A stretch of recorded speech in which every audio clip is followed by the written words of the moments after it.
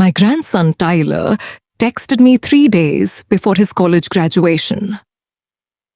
Don't come to graduation. Mom says you embarrass us in front of Richard's family.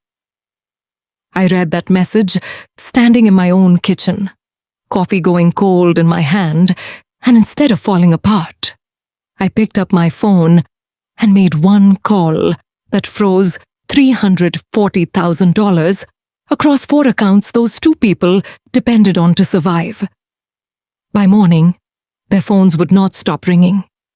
73 missed calls, all from the same 2 people who thought they didn't need me anymore. My name is Margaret Ellison. I'm 68 years old, and I run a small bakery in Columbus, Ohio, that I built from nothing but a second-hand oven and a folding table at the farmer's market. I'm not a wealthy woman by accident. Every dollar I have came from 4 a.m. mornings, flour under my fingernails, and 31 years of showing up when I didn't feel like it. I never finished college. I never had connections. What I had was a daughter named Karen. And after her father passed when she was 9 years old, I had a reason to get up every single morning, even when I didn't want to. Raising a girl alone while running a business isn't something people write songs about, but it's the hardest and most honest work I've ever done. I learned to do braids from a magazine because I couldn't afford lessons. I learned to sign report cards and cook dinner and still show up to every school play, sitting in a folding chair in the back in my flour-dusted apron because I didn't have time to change. Karen grew up watching me get up before the sun and come home smelling like cinnamon and sweat. She never complained because she knew exactly why I was doing it. I built that bakery for her. Every lease I signed, every oven I bought, every recipe I perfected, it was all so that one day, my daughter would never have to worry about money the way I did as a girl. By the time Karen turned 30, the bakery had 2 locations and a wholesale contract with half the restaurants downtown. I had done what I set out to do. I had built something real. What I didn't expect was that the same hands that built all of it would one day have to close accounts to protect my own daughter from the man she married. Karen met Richard Holloway about 4 years ago, not long after her first marriage ended. I remember the first time she brought him to Sunday dinner. She was glowing in a way I hadn't seen in years. He worked in commercial real estate, wore a watch that cost more than my first car, and talked about his family's country club membership like it was a birthright. I shook his hand, firm grip, good eye contact, said all the right things about my bakery being a lovely little operation. I wanted to believe he was good for my daughter. So for a long time, I told myself I was wrong about the uneasy feeling in my stomach. There were small comments early on I brushed off. Jokes about how he grew up around real money, not flower money, said with a laugh that never reached his eyes. Mentions of his father's law firm and his mother's charity gala committee, a little too often, like he needed me to know exactly where I stood. Karen never seemed to notice. Or maybe she noticed and decided it didn't matter, because she was falling fast. And when you're falling that fast, you don't want anyone pointing at the cracks. When Richard and Karen married 2 years ago, I paid for the venue, the flowers, and the band, because that's what a mother does for her only daughter. I never once made her feel like she owed me for it. And when Tyler, my grandson from Karen's first marriage, got into a private university 2 years later with a hefty price tag attached, I didn't hesitate. I set up a trust. tuition, housing, a reliable car so he wouldn't break down on some highway at midnight. Every semester, like clockwork, the payment went out from an account I controlled. An account with my name on it, as the primary holder, because Tyler hadn't built credit of his own yet. On top of the trust, I co-signed the mortgage on the house Karen and Richard bought in a nicer neighborhood. Because Richard's income alone, despite the watch and the country club talk, wasn't quite steady enough yet to qualify without my name backing it up. In the span of about 3 years, my name and my money were tied into nearly every major financial decision in their lives. The tuition, the housing trust, the mortgage. I didn't see it as control. I saw it as love. The same kind of love that had me kneading dough at dawn 20 years earlier, so Karen could have new shoes for the school year. I would learn very soon just how differently Richard saw it. Once Richard settled into that house and that neighborhood, I started noticing things shift. He began correcting how I dressed before family events.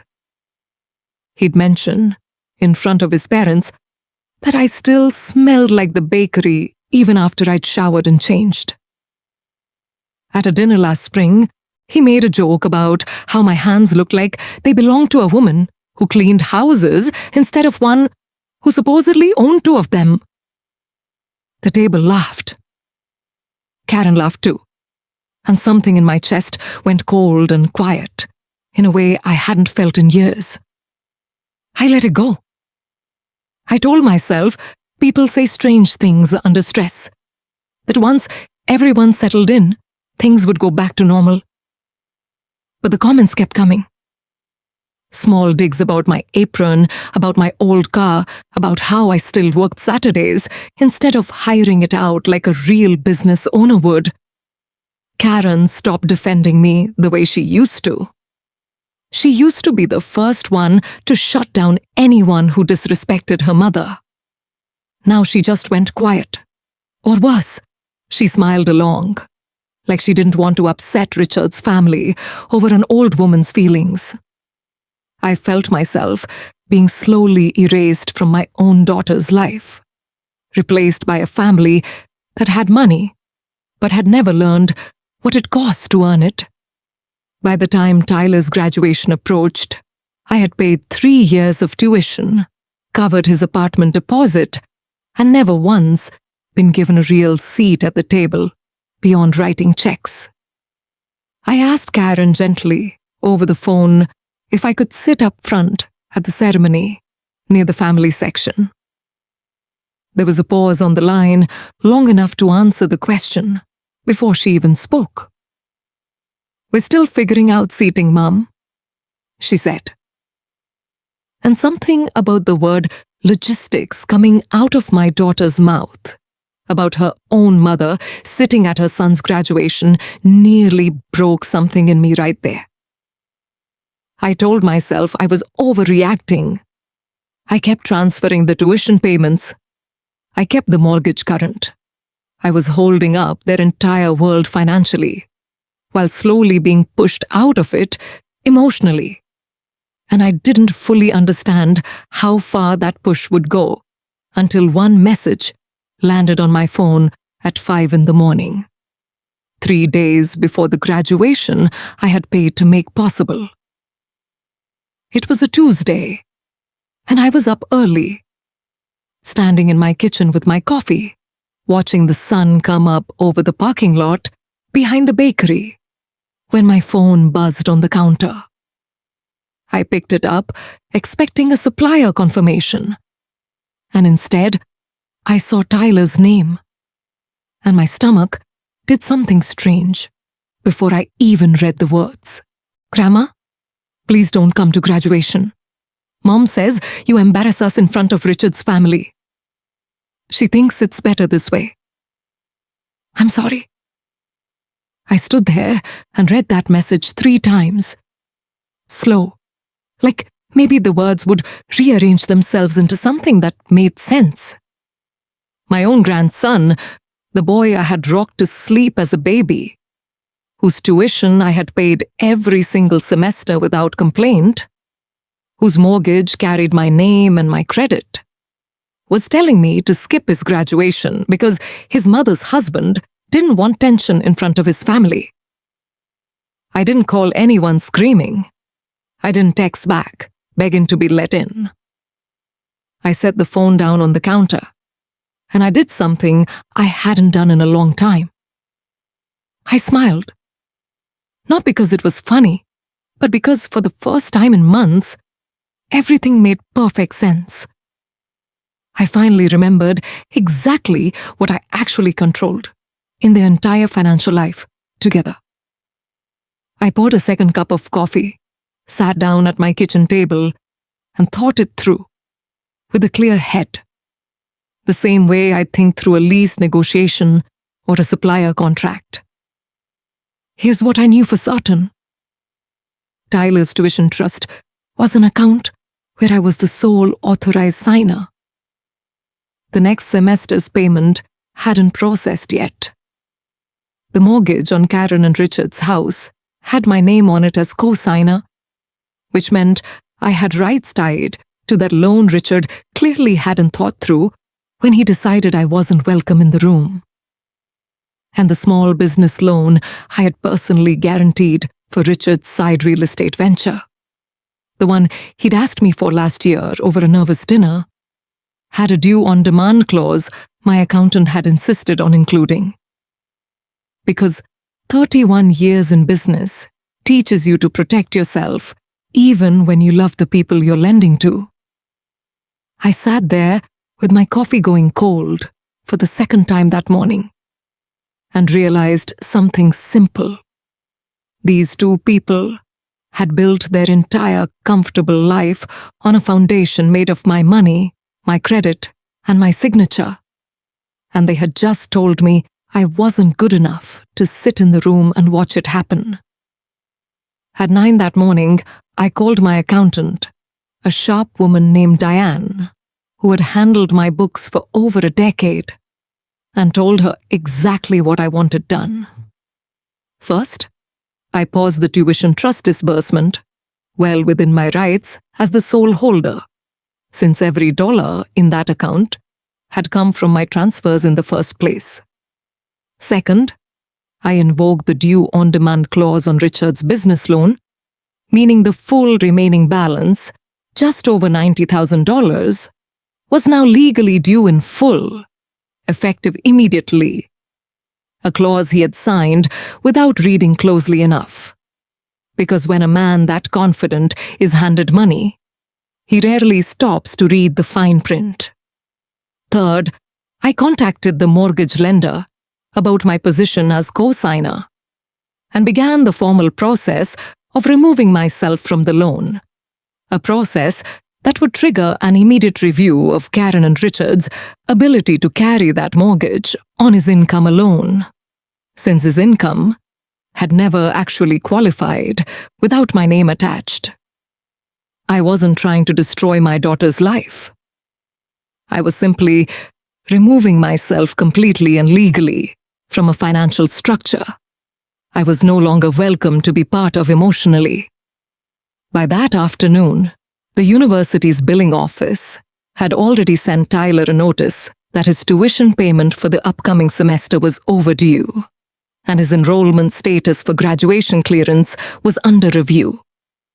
Richard's lender called about the loan recall, and since his real estate venture was still young with more expenses than income, there was no possible way for him to produce $90,000 in cash on short notice.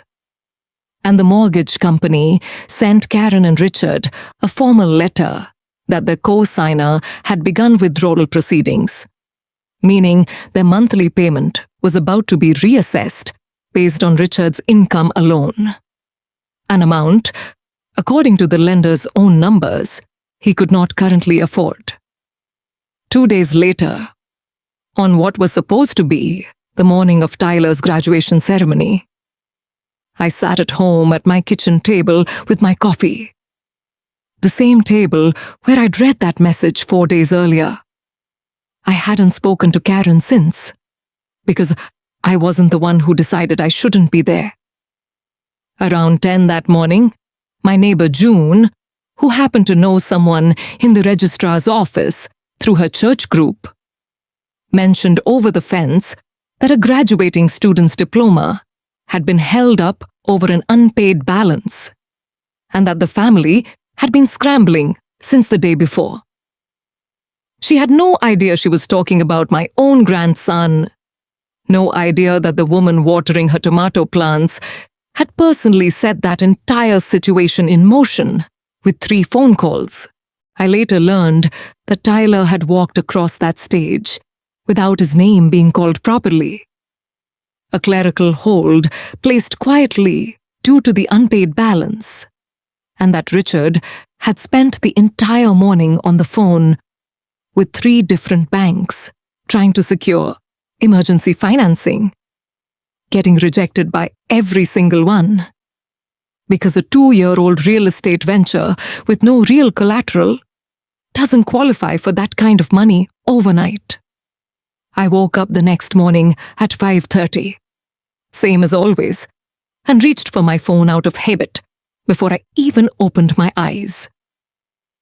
The screen was lit with notifications stacked so high, the number simply read 99+. When I actually opened it, I counted 73 missed calls between the 3 of them, along with dozens of messages that started confused around midnight and turned desperate and apologetic by 4 in the morning. Karen's messages went from Mom. "What did you do to Mom? Please, I don't understand what's happening," to finally, around 4:15, "Mom, I'm so sorry. Please call me. We were wrong. Please, just call me back." I looked at those messages for a long time before I picked up the phone.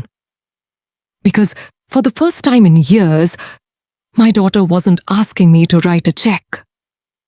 She was asking me to simply be her mother again. And that, more than any amount of money in any account, was the only thing I had ever actually wanted.